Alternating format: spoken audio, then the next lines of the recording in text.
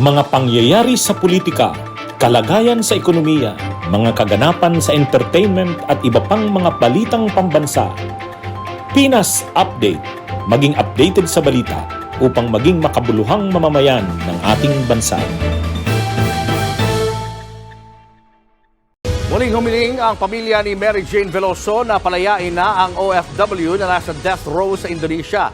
Isinabay nila yan ngayong nasa bansa si Indonesian President Joko Widodo. Sana po, Pangulong Widodo, Pangulong Bongbong Marcos po. Sana po, mapagbigyan nyo na po yung clemency na hinihingi po namin. Regalo nyo na lang po kay Mama ngayong birthday po niya.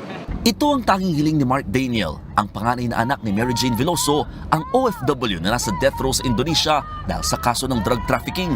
13 taon nang nakakulong sa Indonesia si Mary Jane. Noong Disyembre, nabisita naman ng kanyang pamilya si Mary Jane at paminsan-minsan ay nakaka-video call. Pero para kay Mark Daniel, hindi ito sapat.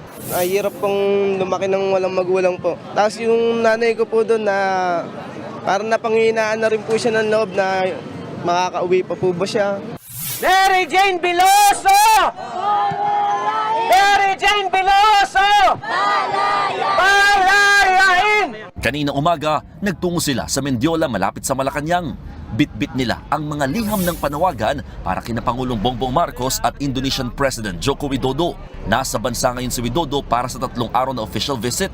Gate ng mga magulang ni Mary Jane, pagkakataon na ito para maiapela ni PBBM ang kaso ng anak. Sinubukan ng pamilya ni Mary Jane na dalhin ng mga liham papasok sa Malacanang pero hindi na sila pinayagan. Tanging abogado na lamang nila ang pinapasok. Sakto kasing naroon sa Malacanang si Widodo. Pero hindi napag-usapan ng dalawang lider ang tungkol kay Mary Jane.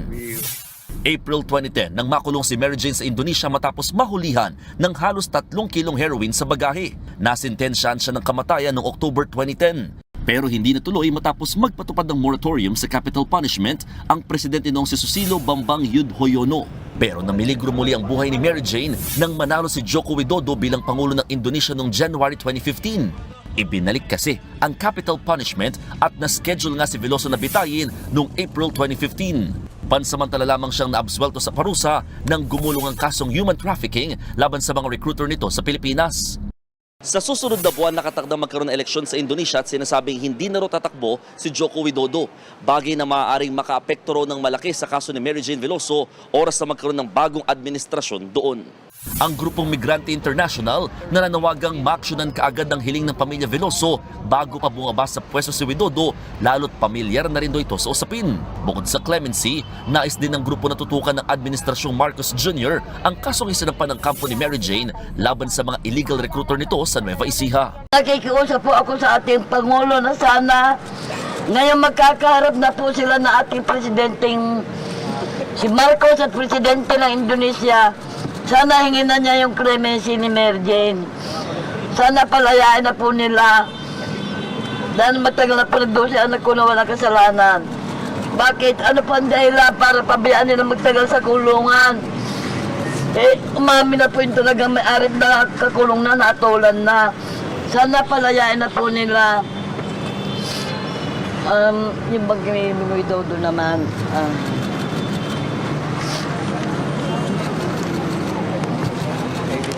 Oo. Ay, nahulog.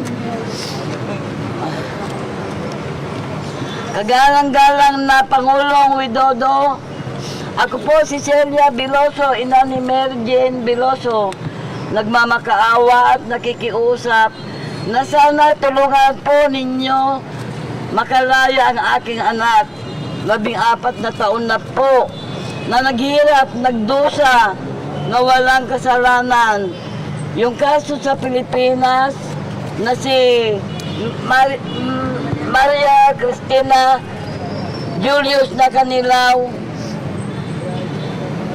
ay umamin na po, nabasahan na ng guilty at nahatulan ng habang buhay. Nakikiusap, nagmamakaawa po, sana na maunawaan po ninyo ako bilang magulang ina. Sana palayain na po ninyo alang-alang sa 2 anak ni Mary Jane. Ngayon ay kaarawan ng aking anak na si Mary Jane Veloso. Sana makalaya na. yan na po ibigay ninyong aginaldo niya at yan na po ibigay niyong regalo sa kanyang kaarawan ngayon, ang kanyang kalayaan. Maraming salamat po. Matagal ng panahon na talaga pong hindi po nila inisikaso. Kasi po, ngayon dapat andyan na si Widodo at saka presidente natin dito na mag-uusap na sila na sana bigyan na po, masabi na ni President Bongbong Marcos na kay Widodo na bigyan na ng clemency ang aking anak para makauwi na po siya. May panawagan po ba kayo kay Pangulong Widodo na mag-step down na baka hindi pa rin ma-resolve? Papalitan dahil mapapalitan si Sana po bago mapalitan ang presidente ng Indonesia na si Widodo, sana po ibigay na niya ang clemency sa ating anak para makauwi na po siya bago siya bumaba. Opo, yung hingin po ni Pangulong Bongbong Marcos po yung clemency na hinihingi po namin kay Pangulong Widodo po. Kasi po, napakatagal na po, tapos hirap pong lumaki ng walang magulang po. Tapos yung nanay ko po doon na parang napanghinaan na rin po siya ng loob na makakauwi pa po ba siya, kung ganun po. Namayat na po siya, tapos tumanda po itsura niya. Hindi na po siya katulad ng dati. Kaya sana po, Pangulong Widodo, Pangulong Bongbong Marcos po, sana po, mapagbigyan niyo na po yung clemency na hinihingi po namin. Para sa amin po, tapos regalo niyo na lang po kay mama ngayong birthday po niya. Paano mo nasabi niya na panghihinaan na? Ano po sinasabi niya sa inyo? Ano po, yung hindi na wala po siyang sinasabi na pinanghinaan po siya, pero yun po yung tingin ko na hindi na po siya katulad ng dati. Kasi po, yung mga kaibigan po niya, mga nagsilayaan na po, yung mga matataas na pulis po, mga nag-retired na po, kaya kaya po napanghihinaan na po siya kung makakauwi po siya.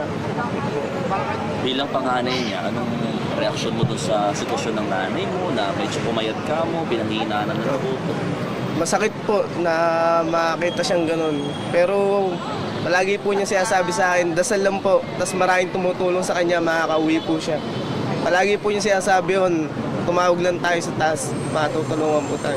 Gaano kahirap sa'yo na ilang taon na, wala kang nanay, 13, 14 years na, hindi mo kasama yung nanay mo, nagpinata ka na.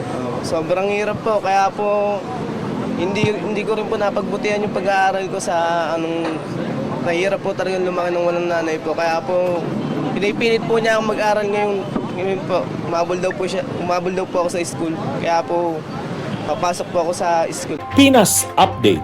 Maging updated sa balita upang maging makabuluhang mamamayan ng ating bansa.